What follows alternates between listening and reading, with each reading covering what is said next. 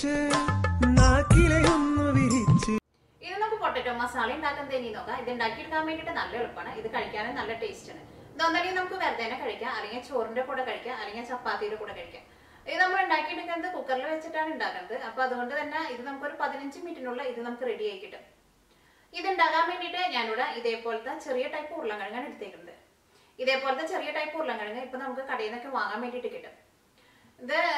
ഇതിന് തൊണ്ട് കളയേണ്ട ആവശ്യമില്ല. ഇതിന്റെ തൊണ്ടിന് നല്ല കനം കുറവായിരിക്കും. പിന്നെ ഇത് ചെറിയ ടൈപ്പ് ഉരുളക്കിഴങ്ങ് ആയതുകൊണ്ട് ഇത് മുഴുവനായിട്ടാണ് ഇത് വെച്ചിട്ടാണ് നമ്മളിത് പൊട്ടറ്റോ മസാല ഉണ്ടാക്കുന്നത്. പിന്നെ ഇതിലേക്ക് നമുക്ക് സവോളയും വേണം, വെളുത്തുള്ളിയും വേണം. ഞാനിവിടെ ഒരു ചെറിയ സവോള എടുത്തിട്ടുണ്ട്, പിന്നെ 2 വലിയ വെളുത്തുള്ളി എടുത്തിട്ടുണ്ട്. അത് രണ്ടും ഞാനിവിടെ നല്ല ചെറുതായിട്ട് കട്ട് ചെയ്തെടുത്തിട്ടുണ്ട്. പിന്നെ ഇതിലേക്ക് നമ്മൾ സാധാരണ നമ്മൾ ഉപയോഗിക്കുന്ന എല്ലാ മസാലപ്പൊടികളും വേണം. മഞ്ഞൾപ്പൊടി വേണം, മല്ലിപ്പൊടി വേണം, മുളകിന്റെ പൊടി വേണം, ഗരം മസാല വേണം.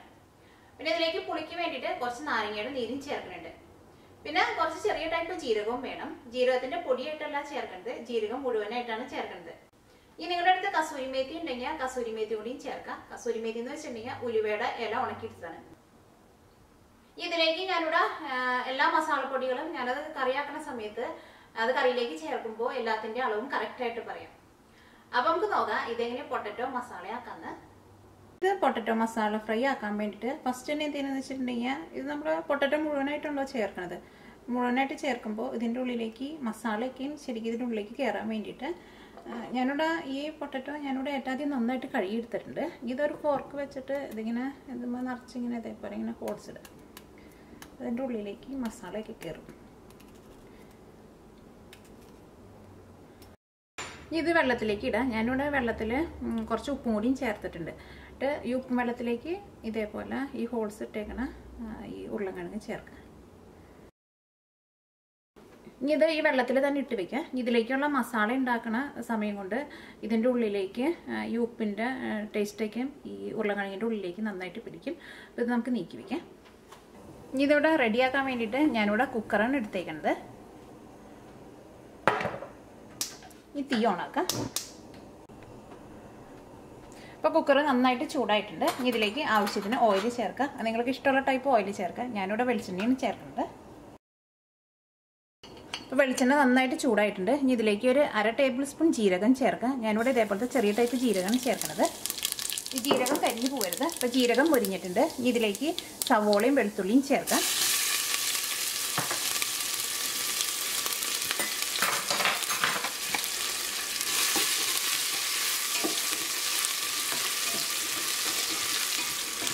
ഈ സവോളയും വെളുത്തുള്ളിയും ഇതിനകത്ത് കിടന്നിട്ട് മുരിഞ്ഞിട്ട് നല്ലൊരു ഗോൾഡൻ കളറാവണം.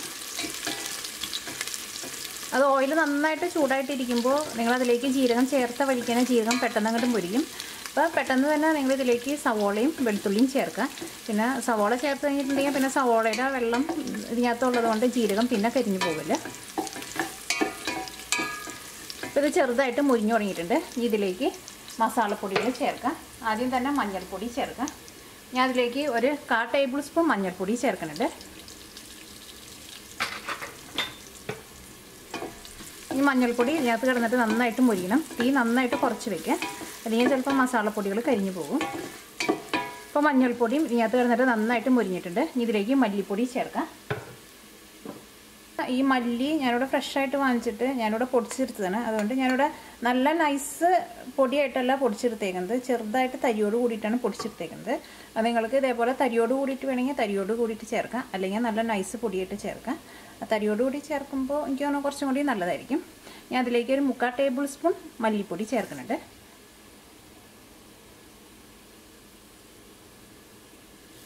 ഞാൻ അതിലേക്ക് 1 ടേബിൾ സ്പൂൺ മല്ലിപ്പൊടി ചേർത്തിട്ടുണ്ട്. ഏറ്റവും ആദ്യം 3/4 ചേർത്തത്, പക്ഷേ പിന്നെ ഒരു 1/4 ടീസ്പൂൺ കൂടി ചേർത്തിട്ടുണ്ട്.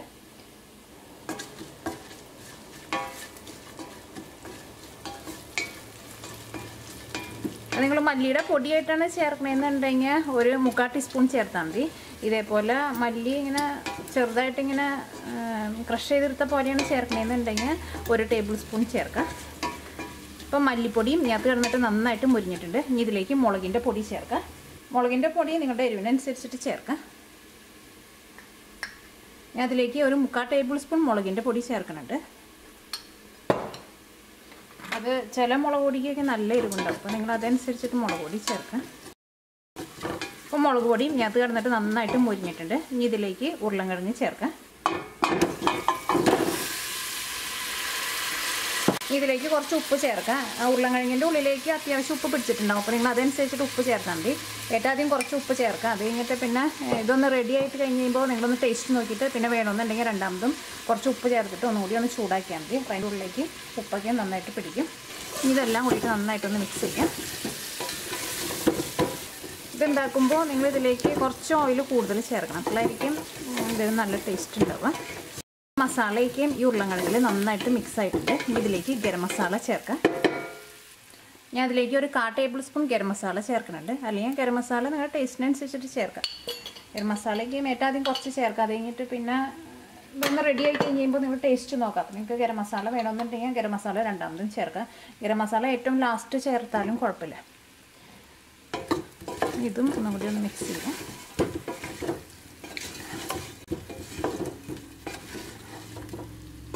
ഇനി ഇതിലേക്ക് കസൂരി മേത്തി ചേർക്കാം. ഇതേപോലെ കസൂരി മേത്തി എന്ന് പറഞ്ഞിട്ട് നമുക്ക് കടയിൽ നിന്ന് വാങ്ങാൻ വേണ്ടിയിട്ട് കിട്ടും. ഞാനിവിടെ ഇത്രയ്ക്കാണ് ചേർക്കണത്.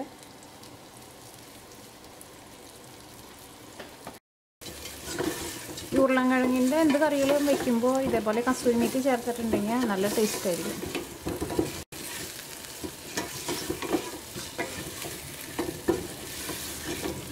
ഇതിലേക്ക് എല്ലാ മസാലകളും നന്നായിട്ട് മിക്സ് ആയിട്ടുണ്ട്. ഇനി ഇതിലേക്ക് ഉരുളൻകിഴങ്ങ് വേവിച്ചെടുക്കാൻ ആവശ്യത്തിന് വെള്ളം ചേർക്കാം.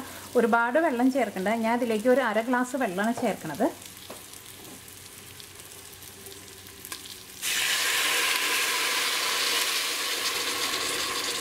ഈ തീ നന്നായിട്ട് കൂട്ടി വയ്ക്കാം. ഇതിലേക്ക് കുറച്ച് നാരങ്ങനീരും ചേർക്കാം. ഞാനിവിടെ ഒരു ടേബിൾ സ്പൂൺ നാരങ്ങനീര് ചേർക്കുന്നുണ്ട്. ഒരുപാട് ചേർക്കണ്ട. ഒരുപാട് ചേർത്തിട്ടുണ്ടെങ്കിൽ ഭയങ്കര പുളിയാവും.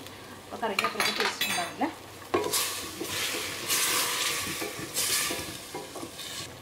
ഈ കുക്കർ മൂടി വയ്ക്കാം.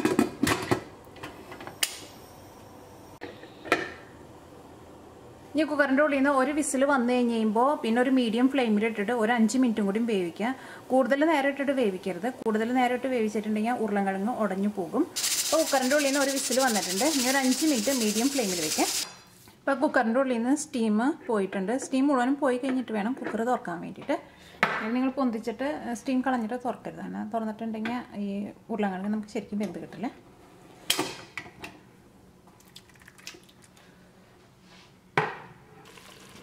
അപ്പോൾ ഈ ഉരുളൻകിഴങ്ങ് നന്നായിട്ട് വെന്തിട്ടുണ്ട്. ഇതിനകത്ത് കുറച്ച് മസാല ഇങ്ങനെ വെള്ളം പോലെ ഉണ്ട്.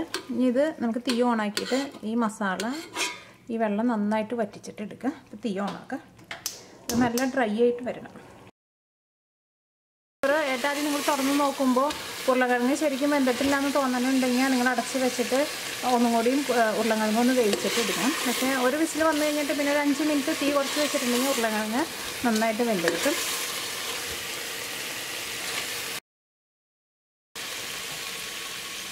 ഇപ്പോൾ പൊട്ടറ്റോ മസാല ഫ്രൈ റെഡി ആയിട്ടുണ്ട്. ഇതുണ്ടാക്കിയെടുക്കാൻ വേണ്ടിയിട്ട് നല്ല എളുപ്പമാണ്. ഇത് കഴിക്കാനും നല്ല ടേസ്റ്റാണ്. ഇത് കഴിക്കുമ്പോൾ ചെറിയ ചൂടോടുകൂടി കഴിക്കാത്തതായിരിക്കും നല്ല ടേസ്റ്റ് ഉണ്ടാവുക. പിന്നെ ഇതിൻ്റെ തൊണ്ടിന് അധികം കനമൊന്നുമില്ല. അപ്പോൾ ഇത് കഴിക്കുമ്പോൾ ഞാൻ സാധാരണ കഴിക്കുമ്പോൾ ഇതിൻ്റെ തൊണ്ട് കളയാണ്ടാണ് കഴിക്കാറ്. നിങ്ങൾക്ക് തൊണ്ട് കളയണമെന്നുണ്ടെങ്കിൽ തൊണ്ട് കളഞ്ഞിട്ട് കഴിക്കാം.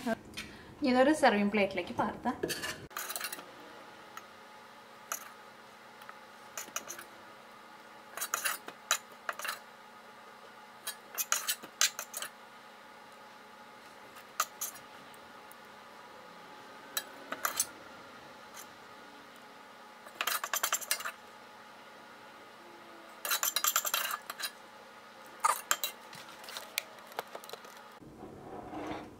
ഉരുളൻകിഴങ്ങ് പൊട്ടറ്റോ മസാല റെഡി ആയിട്ടുണ്ട്. ഇതുണ്ടാക്കിയെടുക്കാൻ വേണ്ടിയിട്ട് നല്ല എളുപ്പമാണ്.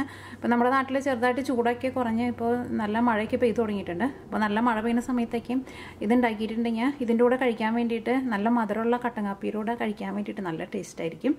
നിങ്ങളെല്ലാവരും ട്രൈ ചെയ്ത് നോക്കാം. നിങ്ങൾക്ക് എല്ലാവർക്കും നല്ല ഇഷ്ടമാവും.